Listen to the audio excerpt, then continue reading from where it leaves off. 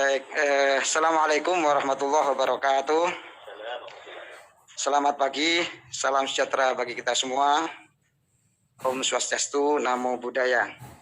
Yang sama-sama kita hormati Bapak Menteri Agama Republik Indonesia, Bapak Jenderal Purnawirawan TNI Fakhrul Razi. Yang saya hormati Bapak Wakil Menteri Agama, Bapak Kiai Haji Zainud Tauhid Saadi. Yang sama-sama kita hormati Sekretaris Jenderal Kementerian Kesehatan Republik Indonesia, Bapak Dr. Gigi Oscar Primadi, MPH. Yang saya hormati Kepala Biro Kerjasama Luar Negeri Kementerian Kesehatan, Bapak Acep Sumantri, SIP, MBA. Yang saya hormati teman-teman pejabat eselon 2 dan hadirin hadirat, serta yang saya banggakan teman-teman media yang mulia. Alhamdulillah wa syukurillah, kesempatan kali ini adalah momen yang sangat ditunggu-tunggu, saat yang dinanti-nantikan oleh seluruh umat Islam di Indonesia, khususnya calon jemaah haji Indonesia tahun 1441 Hijriah 2020 Masehi. Dalam konferensi pers hari ini, pemerintah akan membuat keputusan penting dan bersejarah dalam perjalanan ibadah haji. Semoga keputusan ini dapat memberikan kepastian, kenyamanan, keamanan, kemaslahatan bagi bangsa dan negara. Karena itu, agenda hari ini adalah tunggal, yakni penyampaian keputusan pemerintah terkait penyelenggaraan ibadah haji tahun 2020 1441 Hijriah oleh Menteri Agama Republik Indonesia.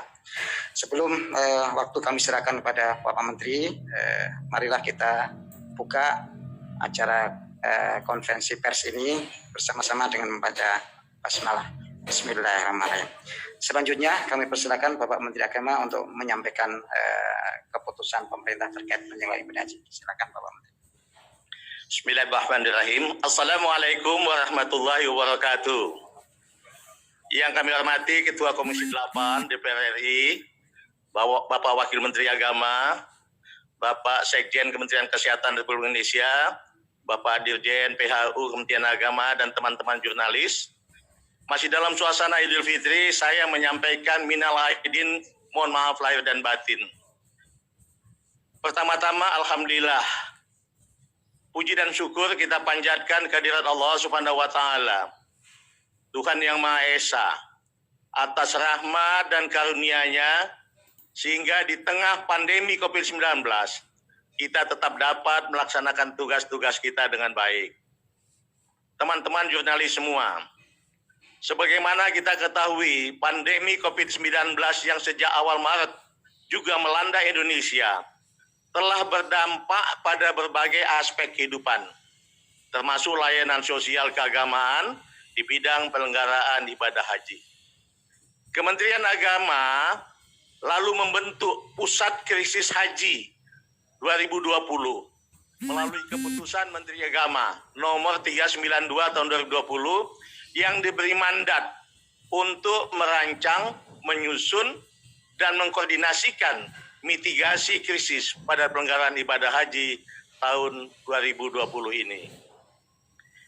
Tim ini telah menyusun dokumen lengkap skenario mitigasi penyelenggaraan ibadah haji yang disusun mengikuti perkembangan dan dinamika COVID-19, baik di Arab Saudi maupun di Indonesia. Hingga April, 3 skema penyelenggaraan ibadah haji disiapkan.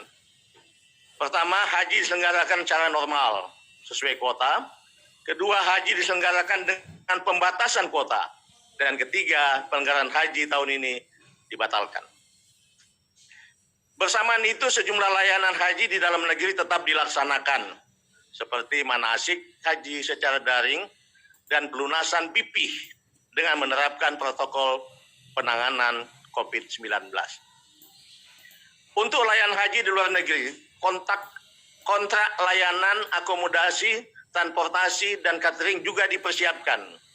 Hanya saja belum dilakukan pembayaran uang muka sesuai pertimbangan keamanan dan juga atas permintaan dari pihak Arab Saudi.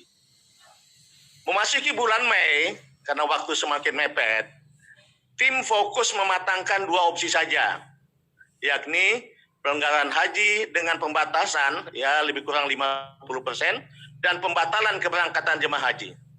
Sebab tanggal 26 Juni telah disepakati sebagai terjadwal sebagai pemberangkatan awal jemaah haji Indonesia tahun 1941 Hijriah 2020 Masehi. Dari situ kami menghitung mundur tentang kecukupan waktu pemberangkatan jemaah dengan segala proses dan konsekuensinya. Skema pengurangan jemaah diambil karena harus ada ruang yang cukup untuk pembatasan fisik atau physical distancing jemaah, baik di asrama haji, di dalam pesawat, di pemondokan, maupun di area-area ritual haji, khususnya di Al-Musna, Arafah, Musdalifah, dan Mina. Dalam skenario ini, rentang waktu berhaji pasti akan lebih lama dari biasanya.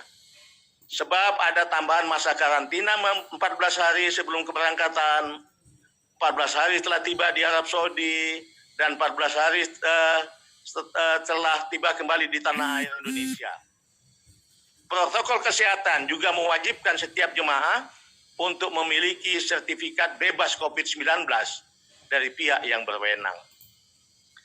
Bersamaan itu, Kementerian Agama juga menjalin komunikasi dengan pemerintah Kerajaan Saudi melalui Kementerian Luar Negeri Republik Indonesia perihal permohonan informasi pelanggaran haji tahun 1441 Hijriah atau tahun 2020 Masehi ini.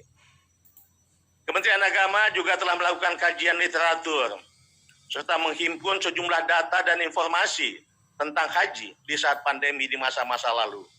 Didapatkan fakta bahwa pelanggaran ibadah haji pada masa terjadinya wabah menular telah mengakibatkan tragedi kemanusiaan di mana puluhan ribu jemaah haji menjadi korban. Kita tahu Saudi Arabia pernah menutup haji, ibadah haji pada tahun 1814 karena wabah tahun, 1837 dan 1858 karena wabah epidemi, 1892 karena wabah kolera, 1987 karena wabah meningitis. Indonesia juga pernah menutup karena pertimbangan masalah agresi Belanda tahun 1946, 47 dan 48. Menteri Agama Fathur Rahman Kafrawi mengeluarkan maklumat Kementerian Agama nomor 4 1947 tentang penghentian ibadah haji di masa perang itu. Kementerian Agama juga telah melakukan konsultasi kepada otoritas keagamaan di Majelis Ulama Indonesia (MUI) untuk mendapatkan pandangan keagamaan terkait pembatalan keberangkatan jemaah haji di masa pandemi. Setelah itu, tentu Kementerian Agama juga sudah melakukan komunikasi dengan mitra kami, Komisi 8 di DPR, tentang perkembangan situasi ini, baik melalui komunikasi formal rapat kerja maupun komunikasi informal secara langsung. Kami juga masih akan menggelar rapat kerja dengan Komisi 8 setelah acara pagi ini. Berbagai situasi ini menjadi pertimbangan penting dalam memutuskan kepastian pelanggaran haji tahun 2020. Pada pagi ini, pihak Arab Saudi tak kunjung membuka akses bagi jemaah haji dari negara manapun. Akibatnya, pemerintah tidak mungkin lagi memiliki cukup waktu untuk melakukan persiapan utamanya dalam pelayanan dan perlindungan jemaah. Berdasarkan kenyataan tersebut, pemerintah memutuskan untuk tidak memberangkatkan jemaah haji pada tahun 2020 atau tahun 1441 Hijriah ini. Saya ulangi, pemerintah memutuskan untuk tidak memberangkatkan jemaah haji pada tahun 1441 Hijriah atau tahun 2020 ini. Keputusan ini saya sampaikan melalui keputusan Menteri Agama Republik Indonesia nomor 494 tahun 2020 tentang pembatalan keberangkatan jemaah haji pada pelanggaran ibadah haji tahun 1441 Hijriah atau tahun 2020 Masehi. Sesuai amanat undang-undang, selain persyaratan kemampuan secara ekonomi dan fisik, kesehatan, keselamatan dan keamanan jemaah haji harus dijamin dan diutamakan sejak dari embarkasi atau debarkasi dalam perjalanan, dan juga saat di Arab Saudi. Sungguh ini sebuah keputusan yang cukup pahit dan sulit. Di satu sisi kita bersama telah berusaha dengan segala upaya untuk menyiapkan pelanggaran haji tahun ini sebagai perwujudan tugas pembinaan dan pelayanan. Tapi di sisi lain kita juga memikul tanggung jawab untuk memberikan perlindungan bagi jemaah dan petugas haji. Tanggung jawab ini merupakan bagian dari pelaksanaan kewajiban negara dalam menjamin keselamatan warganya. Risiko keselamatan dan kemanusiaan menjadi prioritas pertimbangan kami di masa pandemi ini. Selain itu, juga risiko ibadah yang sangat mungkin terganggu jika haji diselenggarakan dalam situasi masih bertambahnya kasus positif COVID-19 di Arab Saudi dan juga di Indonesia. Keputusan yang pahit ini kita yakini paling tepat dan paling maslahat bagi jemaah dan petugas kita semua. Keputusan pembatalan keberangkatan haji ini sudah melalui kajian yang sangat mendalam karena pandemi COVID-19 yang melanda hampir seluruh negara di dunia, termasuk Indonesia dan Arab Saudi, dapat mengancam keselamatan jemaah. Agama mengajarkan menjaga jiwa adalah kewajiban yang harus diutamakan. Ini semua menjadi dasar pertimbangan dalam menetapkan kebijakan ini. Pembatalan keberangkatan jemaah haji ini berlaku untuk seluruh warga negara Indonesia.